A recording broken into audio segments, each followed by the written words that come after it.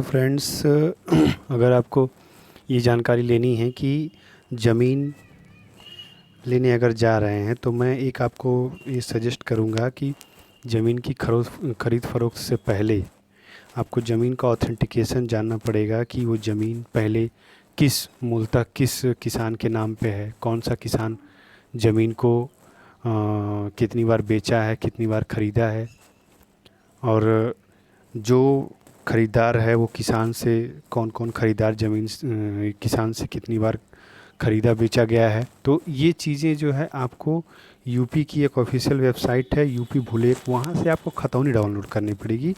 तो खतौनी डाउनलोड करने के लिए सिंपल सा हम एक गूगल पे एक यूपी भूलेख करके डाल देंगे तो आ जाएगा upbhuleg.gov.in। एक ये ऑफिशियल वेबसाइट है। अब इस ऑफिशियल वेबसाइट पे हम देखिए गए हैं। अब इस ऑफिशियल वेबसाइट पे मान लीजिए हम एक ज़िला सेलेक्ट करते हैं प्रयागराज, और प्रयागराज में देखिए तहसील इतनी सारी हैं। अब तहसील में एक तहसील आपकी हंडिया तहसील है। अब इस हंडिया तहसील में कोई एक गांव होगा। अब वो गांव होगा तो वो गांव आपका मान लीजिए 100 से नाम से शुरू होता है। तो 100 के नाम से गांव देखिए, अच्छा अभी आया नहीं एक भी। तो मान लीजिए इसका नाम हम लॉ कर देते हैं। देखिए तो ये लामही, ठीक है। लोकापुर, मान लीजिए लोकापुर गांव है। लोकापुर गांव में हम देखते हैं कि किसी, अब देखिए कोई भी प्रॉपर्टी डीलर है तो वो आपको बताएगा कि हाँ ये फला आदमी के नाम पे ज़मीन है, तो उसका नाम आपको पता चल जाएगा। तो आप ऑथेंटिकेशन के लिए चेक करेंगे कि हाँ वो ज़मीन इसके नाम से है कि नहीं। खाता संख्या भी नहीं पता है तो आप सीधे खातेधारक के नाम से, मान लीजिए खातेधारक का नाम है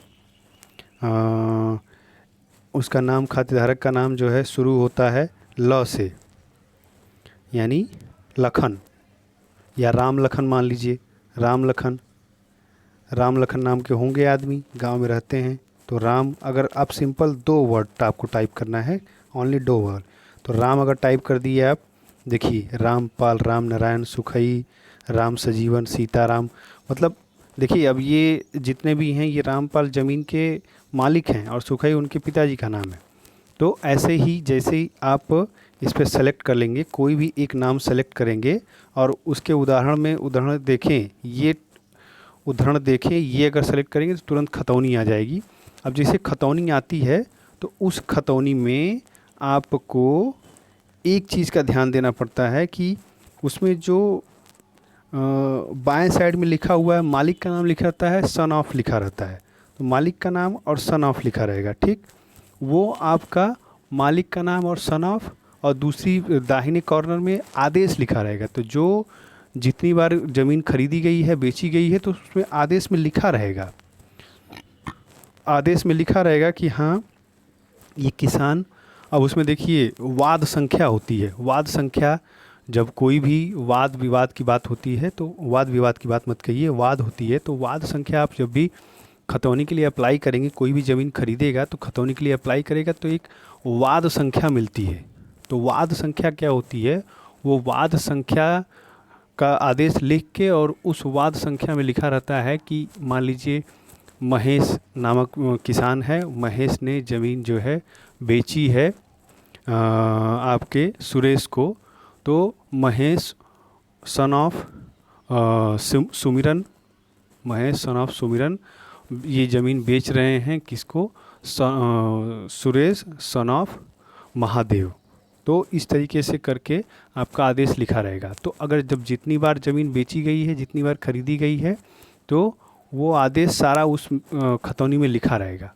और एक मैं आपको एक छोटी सी जानकारी ये दे रहा हूँ कि अगर आपको और भी ऑथेंटिकेट होना है कि ज़मीन कितनी बार खरीदी गई है, कितनी बार बेची गई है, और मूलतः वो ज़मीन किस किसान की है।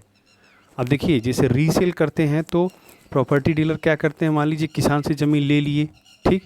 तो किसान से ज़मीन लेने के बाद फिर वो किसी और को ज़मीन बेचे, किसी और को ज़मीन बेचे, तो अब वो किसान का नाम तो हट गया।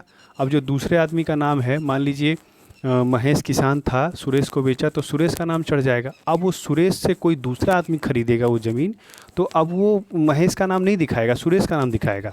तो मूलतः आपको एक राज की ये मतलब एक बहुत ही सटीक जानकारी मैं दे रहा हूँ कि और तहसील में मालकान रजिस्टर होता है, मालकान रजिस्टर के नाम से होता है। उस मालकान रजिस्टर में आप अगर उस क्लर्क को बोलेंगे, तो उस क्लर्क को बोलेंगे तो वो क्लर्क आपको दिखाएगा कि हाँ सर ये देखिए इस ज़मीन का हर एक किसान की जो ज़मीन होती है उसका मालकान रजिस्टर में एंट्री होती है, जो जितनी बार बेची खरीदी गई। तो वो मालकान रजिस्टर का वो पेज आपको देखना पड़ेगा। जैसे ही वो आप पेज देखेंगे, उस पेज में वो ज़मीन मूलतः किसकी है ये पता चल जाएगा। और दूसरी चीज़ है कि आपको ज़मीन कितनी बार खरीदी गई, बेची गई।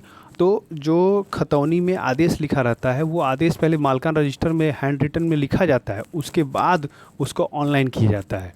तो ये एक छोटी सी जानकारी है खतौनी के बारे में। और अगर आप ज़मीन को ख़रीद बेच रहे हैं और वाद विवाद उसको जानना है, तो वो चीज़ भी उस पे लिखी रहती है। अगर मान लीजिए उस ज़मीन के एक मालिक था महेश, तो महेश के मान लीजिए 4 बेटे हैं, तो चारों का सिग्नेचर होना चाहिए, चारों का सिग्नेचर होना चाहिए। चारों जो है आपके रजिस्ट्री कागज़ पे साइन करेंगे, तभी वो ज़मीन आप खरीद पाएंगे। अगर उसमें से एक बंदा भी अगर मना कर देता है तो वो आप ज़मीन खरीद बेच नहीं पाएंगे, क्योंकि उस ज़मीन के हिस्से में सुरेश के अगर महेश के अगर 4 बेटे हैं, तो वो चारों बेटों को आना पड़ेगा। उसमें मालिकाना हक उन चारों बेटों का है, उस पिता के बाद ये मालिकाना हक उन 4 बेटों का है। तो उन चारों बेटों को आपको देखना पड़ेगा, उनके बारे में उनको मतलब उनके सिग्नेचर लेने पड़ेंगे। तो एक छोटी सी जानकारी है, अगर आप तहसील पे जब भी जाते हैं तो प्रॉपर्टी डीलर अगर मान लीजिए कुछ थोड़ा बहुत उसमें गलतियां करते हैं या उस ज़मीन को 2-3 बार बेच देते हैं, तो ऐसा बहुत से कांड हुआ है। ऐसा नहीं है, आप किसी से छुपा नहीं है, बहुत सारी चीज़ें हैं। ऐसा बहुत सा वाक़या हुआ है कि एक ही ज़मीन को 3-4 बार सेल कर दिया गया। तो ये जो छोटी सी जानकारी है, इससे आप ये पता चलेगी, मालकान रजिस्टर देखिए, खतौनी देखिए, फिर उसके बाद कम से कम कुछ लोगों से पूछिए, जानिए उस ज़मीन के बारे में कि वो ज़मीन पे कोई विवाद तो नहीं है। अब जैसे ज़मीन आप देखने नहीं गए, फिजिकली ज़मीन जाके देखिए। और वहाँ पे एक चीज़ और है कि ज़मीन जब भी खरीदिए तो तुरंत उसकी बाउंड्री कराइए, वहाँ पे एक मज़दूर रख दीजिए ने खोदने के लिए। अगर कुछ भी विवाद होगा तो उस 1-2 मज़दूर लगा दीजिए और वो ज़मीन खोद के उसका नींव बनाते रहेंगे। तो अगर उस पर कोई विवाद रहेगा तो मालिक आएगा ही, देखेगा ही, कहीं ना कहीं से उसको पता चल जाएगा कि ये ज़मीन खरीदी बेची गई है। मैं आपको एक वाक़या बता रहा हूँ कि एक वाक़या में एक ही ज़मीन को 3-4 लोगों को बेच दिया गया, चिरात 3-4 लोगों को बेच दिया गया। अब मैं नाम नहीं लूँगा किसी का।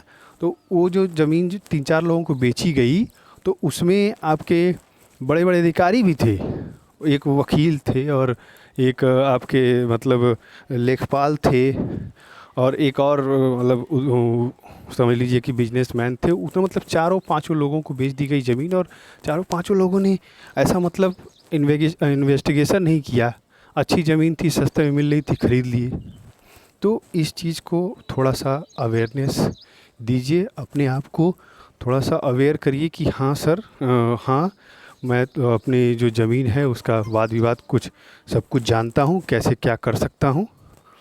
ठीक है सर, तो ये छोटी सी जानकारी थी। Thank you.